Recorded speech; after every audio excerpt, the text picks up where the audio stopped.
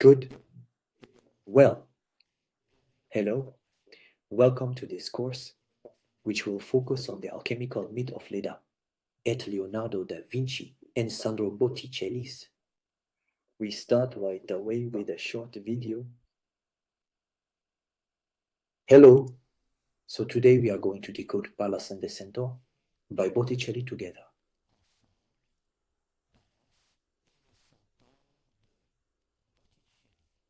The usual description of this painting is very simple, you know.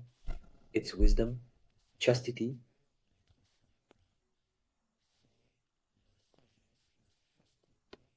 who masters voluptuousness. So wisdom is embodied by the female figure, who is Minerva Athena, goddess of wisdom, and voluptuousness by the centaur. Here, we are doing a surface reading, but this narrative is also expressed through astrological signs.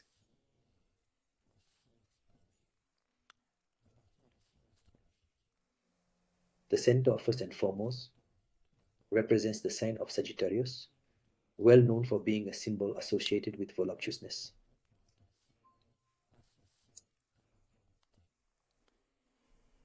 The female figure is associated with the sign of Virgo, so a symbol of purity, of chastity, and between the two, you have a space.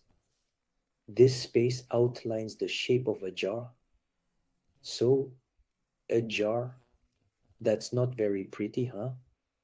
It symbolizes the jar of the Aquarius sign, which is the astrological sign, indicating a shift here from voluptuousness to chastity. And to reinforce this symbolism, in the background, you have a sailboat that represents initiation, the initiation of a novice who will become an initiate. So,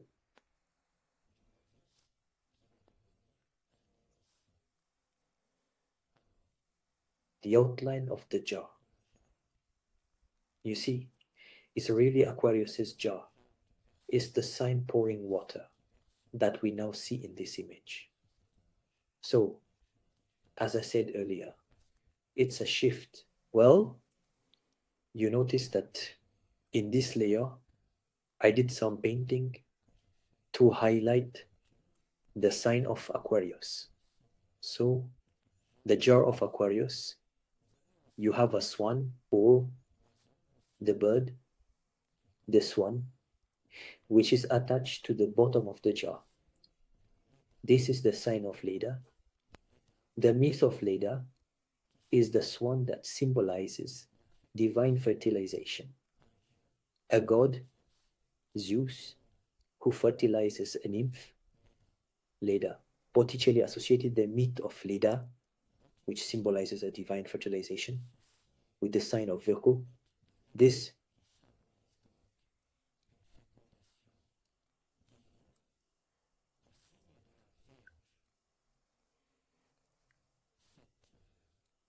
the conjunction will now shift us into a biblical interpretation. It's still the same story, except now we will speak about the First and the Second Testament.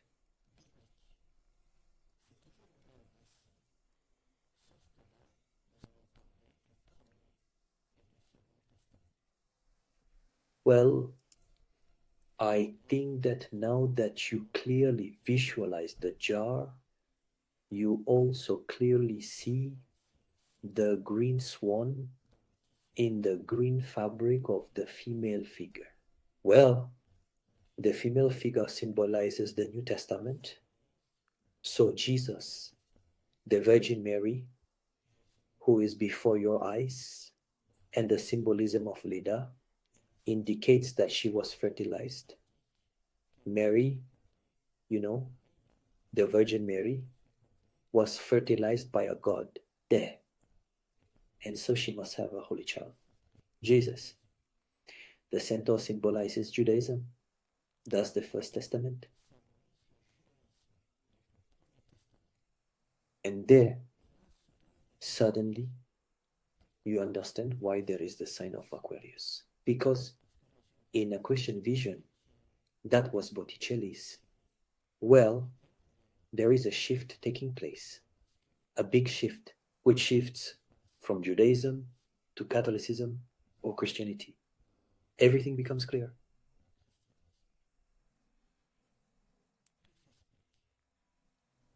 There is therefore a moral discourse on a surface reading, so modesty, chastity, which educates sensuality.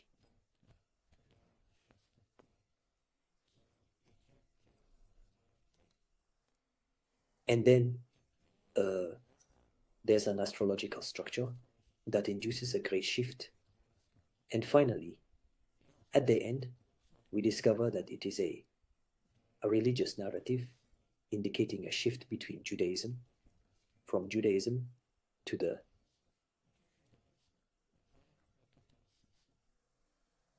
Catholicism. I gave you a description, lightness of this work, but he also included science related to the Kabbalah and alchemy that tell exactly the same thing. So in reality, there are three structures: an astrological structure, an alchemical structure, and a structure, Kabbalistic. You will find all that in my book and in my thesis, not yet submitted.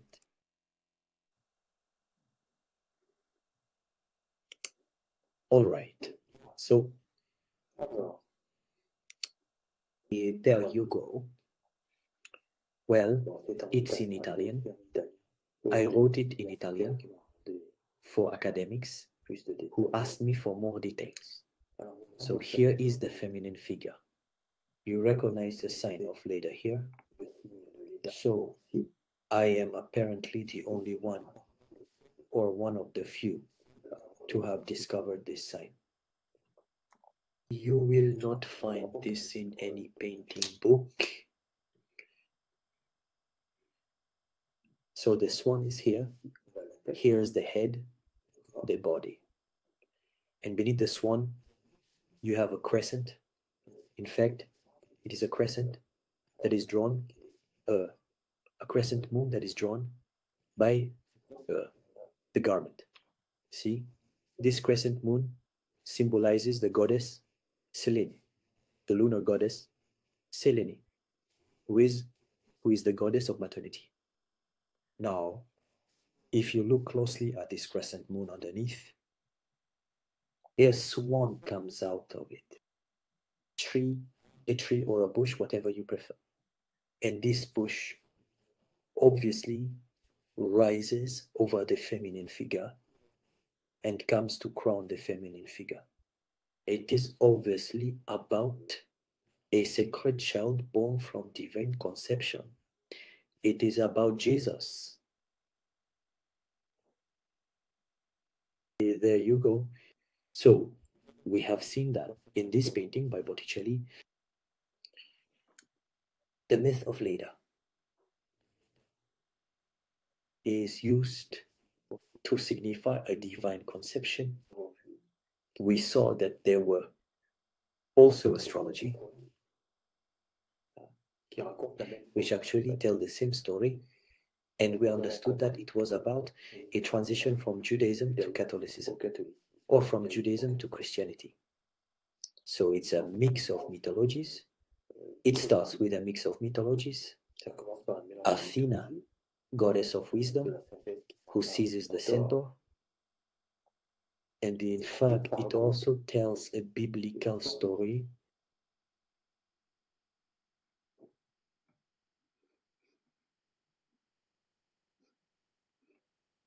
We will take a closer look at that.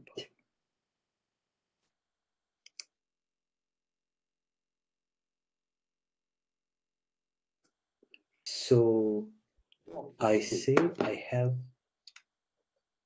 the ordinary story that you will see in all our books. Athena who finds in her garden the centaur. Athena symbolizes purity, the centaur, bestiality. There you go. That's the surface reading. In reality, There is another interpretation that does not contradict this notion of purity.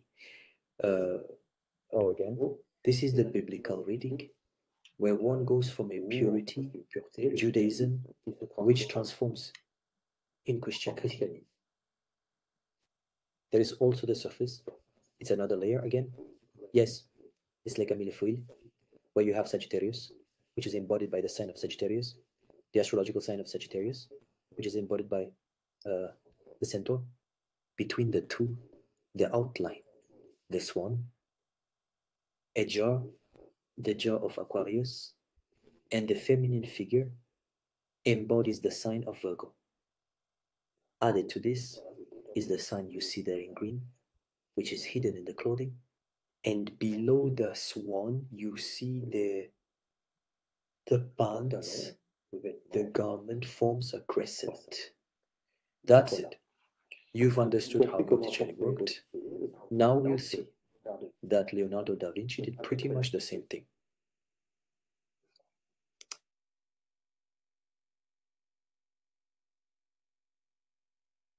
Part 1.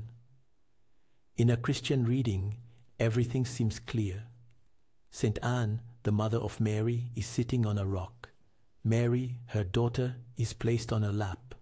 She reaches out to Jesus, naked, a child, who is playing with a lamb. The lamb, it represents Saint John the Baptist, the precursor, a gentle representation of the holy lineage. Part 2. The shift to alchemy. But Leonardo does not stop at piety. In truth, Saint Anne is an allegory, a subtle reference to the ancient myth of Leda and the swan. Zeus, transformed into a swan, unites with Leda. From this union, 4 children are born. 2 boys, 2 girls, just like in the Saint Anne and Mary. Jesus is John the Baptist in the form of the Lamb. Part 3. The work as an alchemical protocol. The number 4. 4 characters in this work. The number 4 is not insignificant. In the language of alchemists, it symbolizes method, structure, and well-executed work. It is the stage of the chemical wedding, a divine fusion, the fusion of the masculine, Mercury, and the feminine, copper, in the alchemist's sacred furnace, a fusion that gives birth to a new being, the hermaphrodite. And later, to the legendary philosopher's stone, endowed with extraordinary powers. Part 4, the setting, a scorched landscape, descriptive and suggestive tone. Now look at the landscape.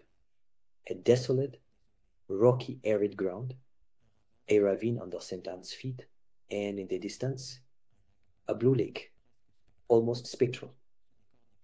The setting is not natural. It evokes alchemical calcination, the combustion of raw materials.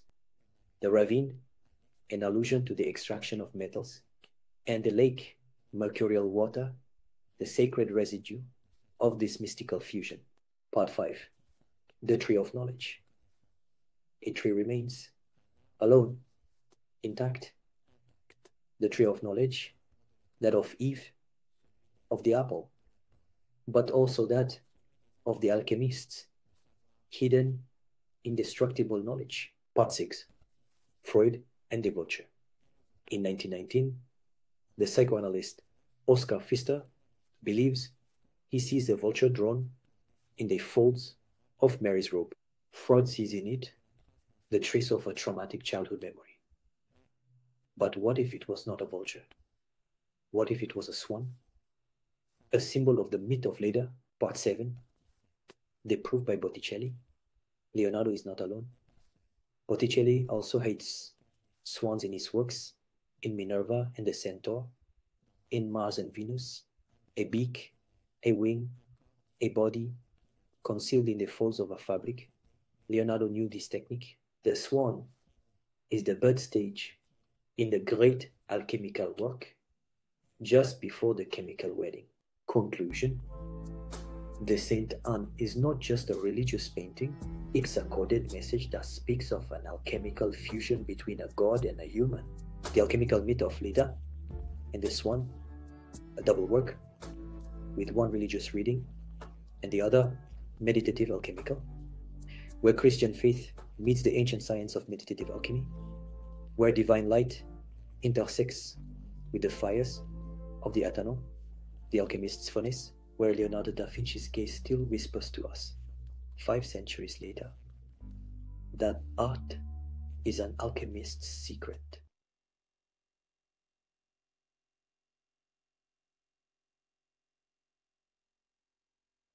There you go. I hadn't plugged it in. There you go. So, you've seen the relationship between Botticelli and Leonardo da Vinci, the relationship around these hidden alchemical codes, and we will now continue. We will examine the two Virgins of the Rocks. The Two Virgins of the Rocks by Leonardo da Vinci, The Secret Theater, two paintings, two versions, the same scene, and yet everything changes.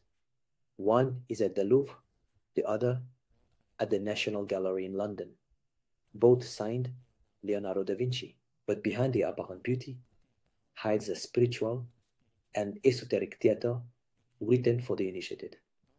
In the Louvre version, nothing is left to chance. The characters are not only biblical, they are actors playing multiple roles. A woman embodies the angel Uriel, traditionally a masculine figure, and her finger points to John the Baptist. This is not a detail. It is a heretical gesture, a hidden assertion. And if the true Messiah was not Jesus, but John and Leonard encode this transgression in a single letter, the H. The angel's finger raised horizontally, and the vertical folds of the Virgin's sleeve together form a visual H, as in Heresies, from the Greek Heresies, heresy, separation, rupture. In contrast, the London version appears more restrained. No accusatory finger, no visible H. But Leonardo is not tamed. He inserts a substitute heresy. Look closely at the face of the Virgin Mary. Her complexion is pale, lunar, almost spectral. He evokes Hecate, the ancient goddess of hecatombs, and the night. A new coded message, another way to challenge orthodoxy. The H of ARA6 is present through the name of the goddess Hecate, and that is not all. In both paintings, Leonardo arranges a role permutation. The seated woman, dressed in golden fabric, is not only Mary, she is also Saint Anne, her mother, and if she becomes Anne, then the angel Uriel becomes Mary, an alchemical substitution game that Leonard reprises in another work, Saint Anne. We find the same alchemical configuration as in La Sainte Anne.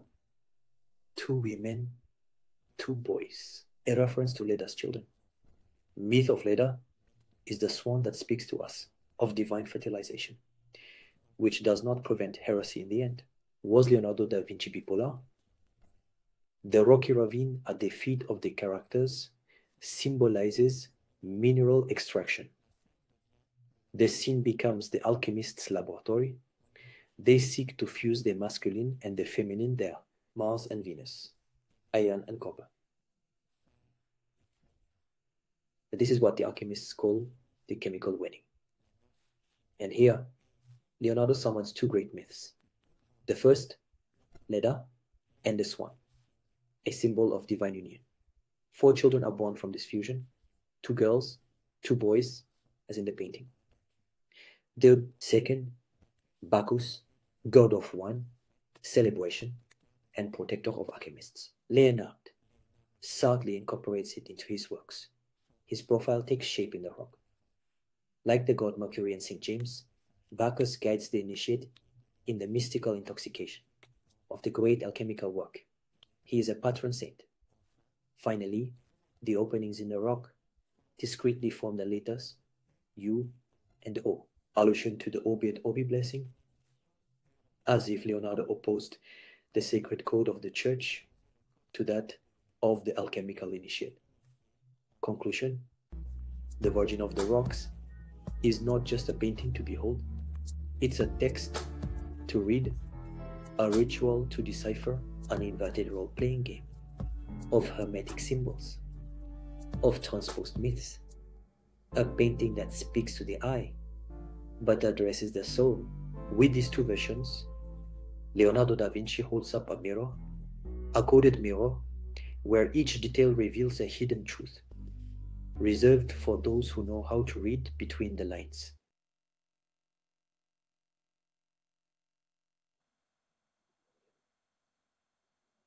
Fine. So some might wonder, where can he possibly see the story of Obi et Orbi? So we'll do short. There you go. It is a technique that was used by Giorgione, so a technique of hermetic coding. And there you have a painting by Giorgione. In fact, I will hold a special workshop on Giorgione since I have decoded 2 of his paintings. So I will give a little spoiler for the upcoming workshop. There, look at the tree. You have a U here, Orbi, right? See at the top left, Orbi, and on the other side, you have a red head, Orbi, Orbi, Orbi, Orbi, Orbi. Just look at the top of the trees and see the letters, right? U and O. There you go. So there, it was to complete the training on the 2 versions of the Virgin of the Rocks by Leonardo da Vinci. Well, so now we're going to look at another. You thought you knew about the Mona Lisa, but you were wrong. Behind that enigmatic smile, Leonardo da Vinci concealed a deeply subversive message. Officially, it is a seated, veiled woman before a deserted landscape. But for the alchemists, it is not a woman. It is the hermaphrodite, a mythological figure, the perfect fusion of masculine and feminine. In ancient tales, Zeus, worried about the power of original humanity, would have split it into 2, man and woman. Leonardo, on the other hand, attempts the opposite, to reunify Adam and Eve. It is a chemical wedding, a pictorial alchemy, but above all, a blasphemy, for this hybrid creature is seated on the throne of God. She embodies the original humanity, the one that sinned, and who today, through science, dares to take revenge on the Creator. Leonardo announces the advent of a new humanity, a humanity that masters life and death, represented by the subtle posture of the Ouroboros serpent, the same serpent that, in the Garden of Eden, offers forbidden knowledge. The Mona Lisa then becomes a transhumanist manifesto ahead of its time. Man no longer waits for divine salvation, he seizes it. And if if her smile bothers you, it might be because it looks right into your soul and whispers, I am Adam and Eve combined. I am the forbidden fruit. I am the ultimate blasphemy. Certainly. There you go. Voilà. So, all this is very poetic, but afterwards, it must be demonstrated scientifically. You need the key for that. And the key, it is in France. It is at the Museum of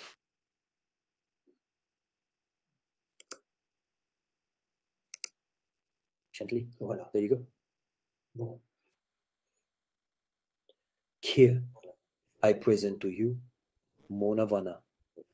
It is not Mona Lisa, it's Monna Vanna. Monna Vanna is a drawing done by Salai, one of Leonardo da Vinci's students, is probably his lover. So, Monna Vanna who is not Mona Lisa, is nonetheless the key that allows us to decode the hidden meaning of Mona Lisa.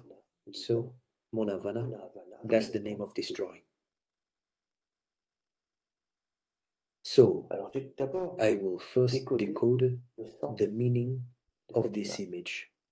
You see, it's Mr. Saleh, whose face served for Leonardo da Vinci's Saint John the Baptist, but also for half of the face of the Mona Lisa.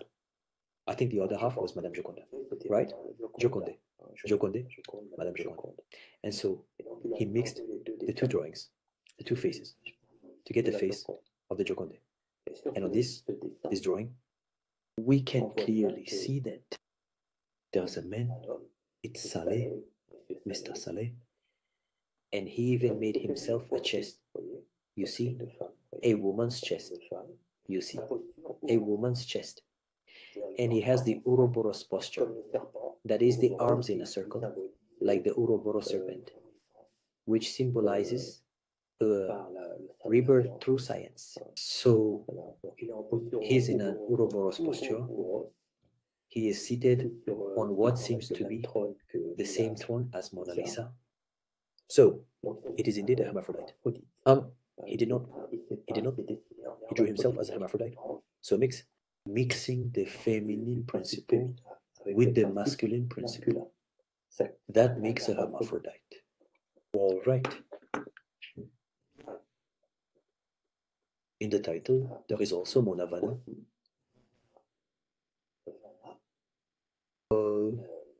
A decoding that I did. So,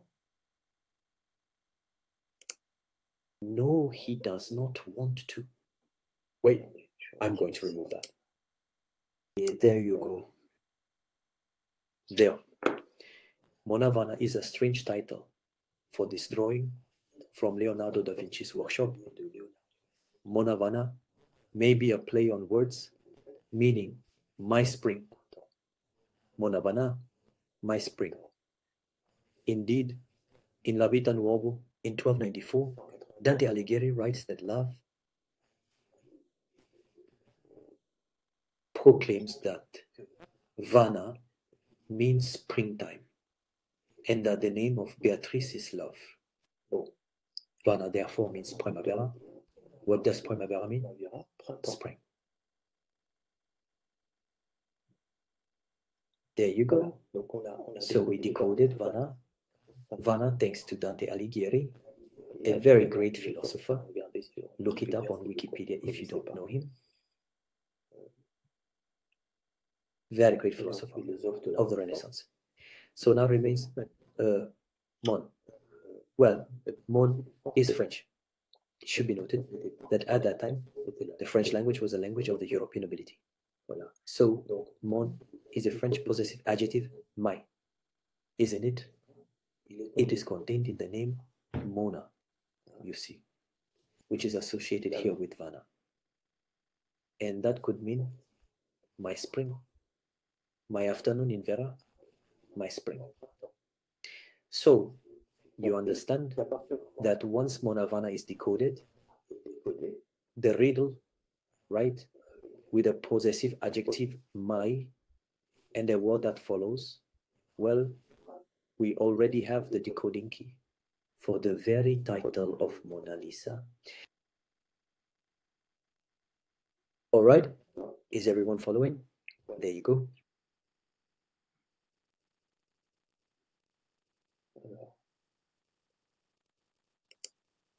Monna Vanna, my spring. There you go. He was the student and lover of Leonardo da Vinci. And now we're going to do the same work. There, about Mona Lisa. My possessive adjective, which is mine, which belongs to me. My. All the letters remain there that you see. Mona Lisa. It gives you Mon Saleh, or Saleh, as you wish. So Mona Lisa means my soul tea.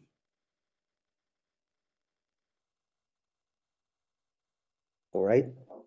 So the key to decoding the title of this painting, Mona Lisa, it is located in Chantilly, and it is a drawing called Monna Vanna, where clearly Saleh or Leonardo da Vinci's workshop explains what the Mona Lisa is.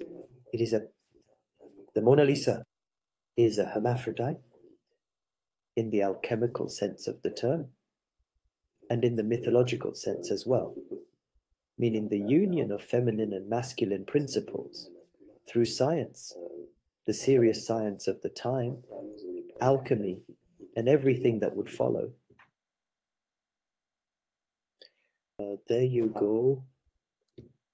Thank you. Soon I will do a training on Giorgione. I think it will please a lot. Feel free to comment. I reply to all comments. And if any of you want to give lectures,